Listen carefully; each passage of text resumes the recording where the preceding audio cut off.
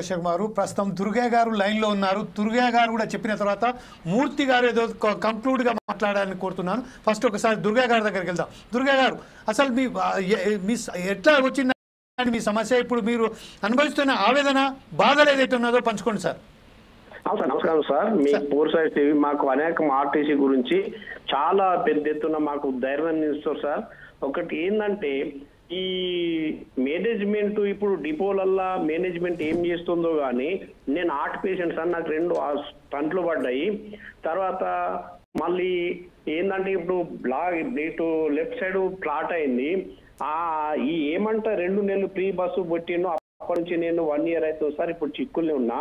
మా missus గిట్క కండక్టరే. Hello, yes మాట్లాడండి sir, వినపడుతుంది. అయితే ఏమైతుందంటే ఇప్పుడు ఇక్కడ డిఎం కానీ సిఐ కానీ సరే సార్, ఇప్పుడు అది ఏమైతుందో ఏమో.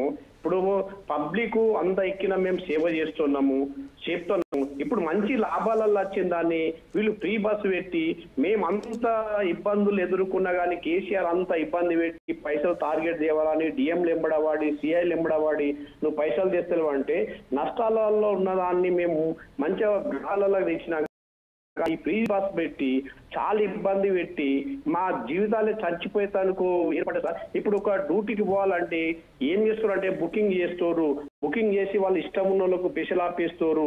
లేడీస్ పోతే లేడీస్ గిట్క మా మిస్సెస్ కు 11 గంటల రాత్రి సార్ మొన్న చనిపోయేటోళ్ళు యాక్సిడెంట్ అయ్యి తోల్ కష్టం. నేను హార్ట్ పేషెంట్ను, నాకు ఒక చిన్న బాబు ఉన్నాడు, 6 సంవత్సరాల బాబు ఉన్నాడు. ఇబ్బంది అవుతుంది.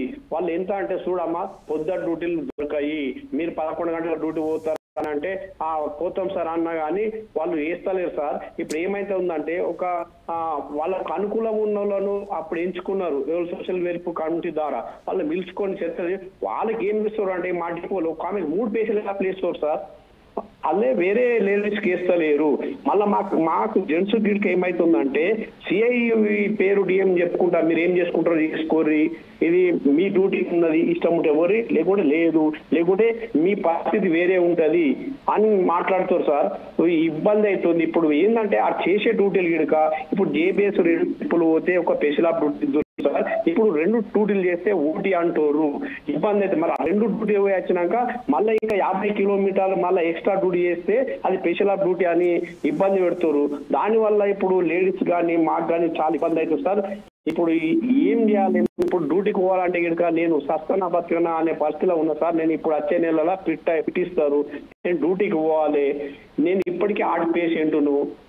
ఇప్పుడు సమస్య ఇప్పుడు ఇంత దుర్మార్గమా సార్? ఇక్కడ ఏ డిపార్ట్మెంట్ లో ఎంబడవాడు ఒక కార్పొరేషన్ ఉద్యోగులు ఎంబట్టే ఎంత పచ్చి రక్తం తింటూరు. అలా ఎంత వాళ్ళకి గిడక పిల్లలు ఉన్నారు కదా సార్, వాళ్ళకి ఎంత వాళ్ళ పిల్లల లెక్క మేము కామా సార్? ఇప్పుడు ప్రతి ఒక్క డిపార్ట్మెంట్ లో డ్యూటీలు చేస్తారు. ఒక టీచర్ డిపార్ట్మెంట్ ఉన్నది, పోలీస్ డిపార్ట్మెంట్ ఉన్నది, రెవెన్యూ డిపార్ట్మెంట్ ఉన్నది, అన్ని డిపార్ట్మెంట్ కానీ ఆఫీసులో ఇంత ఘోరమైన పరిస్థితి ఎందుకు వస్తుందో అర్థమైతలేదు సార్. మేమేమైనా ఖరాబ్ చేస్తున్నామా? డబ్బు తెలియదా?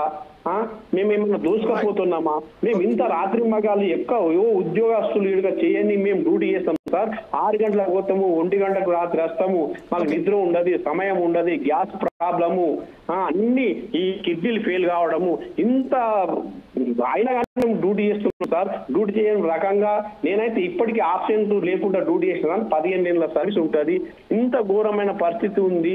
మీరు 4 సైడ్ గురించి నేను వార్తలు రోజు వింటున్నా సార్. నేను హార్ట్ పేషెంట్ను, అయినా నేను ఒకసారి మాట్లాడదామని ప్రయత్నం చేసిన సార్. ఓకే దుర్గా గారు, చాలా ప్రతి గొంతు ఒక ఆవేదన. ప్రతి గొంతులు ఆర్టీసీలో పనిచేస్తే మెకానిక్ నుంచి వెళ్ళి డ్రైవర్ వరకు, కండక్టర్ నుంచి వెళ్ళి